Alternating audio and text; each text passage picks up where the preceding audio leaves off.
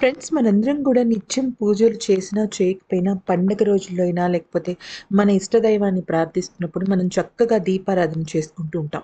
అయితే దీపారాధన అనేది ఒక్కొక్కళ్ళు ఒక్కొక్క సాంప్రదాయం ప్రకారం 2 ఒత్తులు వేస్తారు, 3 ఒత్తులు వేస్తారు, 5 ఒత్తులు వేస్తారు, ఇలా 11 ఒత్తులు వేస్తారు వాళ్ళ ఇష్టం తగ్గట్టుగా.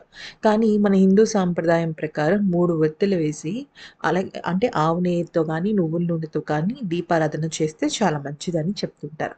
3 ఒత్తులు అంటే బ్రహ్మ, విష్ణు, మహేశ్వరులు త్రిమూర్తులకు మనం దీపారాధన సమర్పించినట్టు.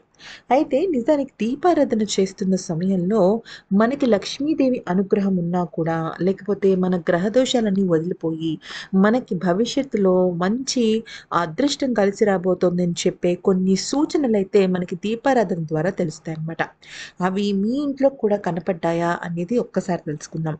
దీపం ఒత్తిలో పువ్వు వికసించినట్లు కనిపిస్తే మీ ప్రార్థనలను దేవుడు స్వీకరించాడని, మీ ఆరాధనతో సంతోషించాడని అర్థం. సాధారణంగా మనం ఒత్తులన్నీ కూడా కరెక్ట్‌గా వేస్తాం. కొద్దిగా ఆహ్, ఆ ఒత్తి వెలిగే క్రమం అనేది మనకు మామూలుగా కొంచెం వెలిగించినప్పుడు అటు ఇటుగా ఉంటుంది గానీ, తర్వాత చక్కగా వెలుగుతూ ఉంటుంది. కానీ హఠాత్తుగా అది కొంచెం వికసించినట్టుగా లేదా ఒక పువ్వులాగా కనిపిస్తే మీ ఆరాధనతో దేవుడు సంతోషించాడని అర్థం అన్నమాట. అయితే కొన్నిసార్లు దీపంలో దేవుడి బొమ్మలు కూడా కనిపిస్తుంటాయి. అంటే మనకు కొంతమందికి వాళ్ళ ఇష్ట దైవం కానీ, లేకపోతే అప్పుడు పూజ చేసినప్పుడు దేవ ఇష్టదైవం గానీ, దేవత గానీ కనిపిస్తూ ఉంటారు కొంతమందికి. అది కూడా చాలా శుభ సూచకం అనమాట. అయితే ఒత్తి గనక పూర్తిగా కాలిపోయి బూడిదలా అయిపోతే అది చాలా మంచి శుభ సూచకం. అంటే మీ జీవితంలో కష్టాలు తొలగిపోతున్నాయి. ఓన్లీ శుభాలే మీకు దర్శనమిస్తాయని చెప్పేసి చెప్పడం అనమాట. అంతేకాకుండా మీ ప్రార్థనలన్నీ కూడా త్వరలోనే నెరవేరుతాయని అర్థం అనమాట. ఇంకా చెప్పాలి అంటే విజయం చేకూరుతుందని కూడా చెప్పొచ్చు.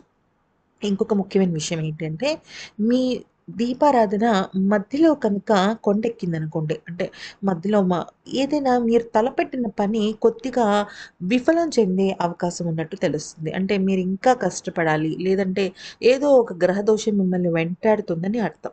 అప్పుడు మీరేం చేయాలి అంటే, ఆ దీపాన్ని చక్కగా పక్కన పెట్టేసేసి, మళ్ళీ సాయంత్రం పూట గానీ, లేదా మరుసటి రోజు కానీ ఆవు నేతితో దీపం పెట్టాలి. పెట్టిన తర్వాత ఒక తమలపాకు గానీ, పువ్వులు కానీ ఆ దీపానికి పెట్టి ఏదైనా తప్పు చేసుంటే క్షమించడమని చెప్పేసి దైవారాధన చేసుకోవాలనమాట. ఇలా చేస్తే చాలా మంచిది.